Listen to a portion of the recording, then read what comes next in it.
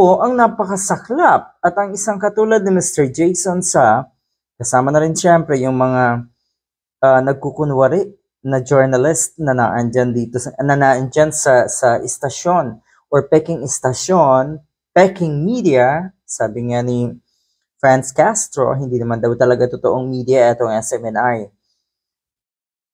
Nagngangangal-ngal yung mga yan ngayon.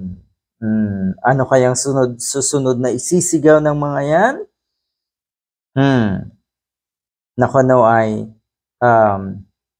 yung kanilang press freedom ay sinusupil at kung ano-ano pa.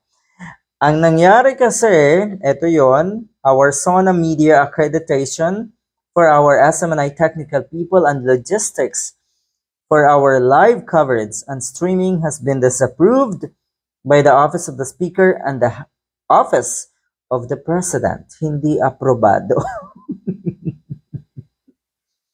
Yon. Siguro ito'y, or may kinalaman din yung statement nga ng idolo rin na itong mga tagasunod or taga-subaybay ng SMNI na si Sara Duterte. Na kuno nga ay inassign na niya ang kanyang sarili na designated survivor or yun nga, designated survivor ang tawag. Yan, baka yun kasi ang dahilan. At anyway, isa pa, alam niyo naman, katulad nung sinabi ko kanina, hindi naman totoong media itong SMNI. Ang bibigyan lang po ng accreditation sa mga ganitong klaseng coverage, lalo't ito'y napaka-importanting yugto ng ating bansa, yung mga ganitong State of the Nation address nga ng mga presidente. Hindi po kasi kayo media, hindi kayo totoong media. Kaya yon, media accreditation ang tawag. Paano kayong i-accredit kung una pa lang, nagkukunwari lang po kayong media? Yan po ang inangal-ngal ngayon netong si Jason Sa. Kaya wag daw mag-alala dahil magkakaroon lang daw ng post-analysis ang mga eksperto na kanilang inimbita. At sino yung mga eksperto na yan? Mga kampon din po ni Kibuloy.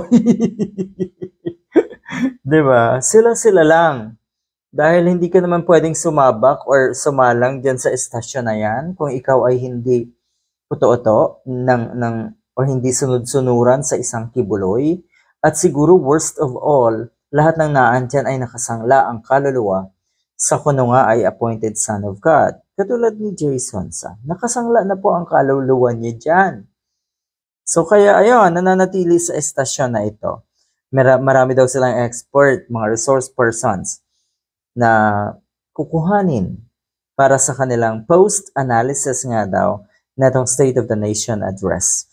Netong si Marcos Jr. Pero ang mga taga-subaybay netong SMNI, ang sabi nga, dapat daw ay magkaroon na lang ng sariling State of the Nation etong si Duterte o kaya ay si Sara Duterte. I mean si Digong o kaya ay si Sara Duterte. Sabi nung isa, sa designated survivor na lang mag-live coverage ang SMNI.